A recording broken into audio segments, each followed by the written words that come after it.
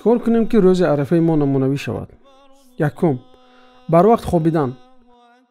تا توانیم ساعت‌های مثلا 2:30 1 ساعت قبل از نماز بامداد بیدار شویم. این 1 ساعت را به 2 تقسیم کنیم. نیمش را برای نماز شب، یعنی که 2 رکعت 4 رکعت یا هر قدر میتوانیم. نیمی دیگرش را برای سحر خوری.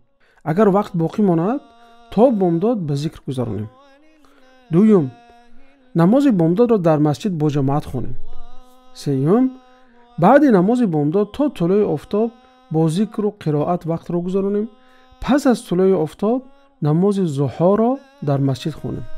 چهارم، روز دراز تا میتوانیم ذکر بسیار کنیم. الله تعالی میگوید پس الله را یاد کنید همانند یاد کردن پدرانتان، بلکه بیشتر از آن. یا که یک پاره قرآن خوانیم مثلا.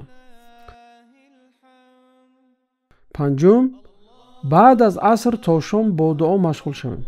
پیامبر علیه السلام فرمودند بهترین دعا دعای روز عرفه است و بهترین ذکری که من و پیامبران پیشین گفتند این لا اله الا الله وحده لا شریک له له الملك و له الحمد و هو على كل شیء قدیر است. یعنی یقین کنید که دعایی که در این روز میکنید 3 حالت دارد.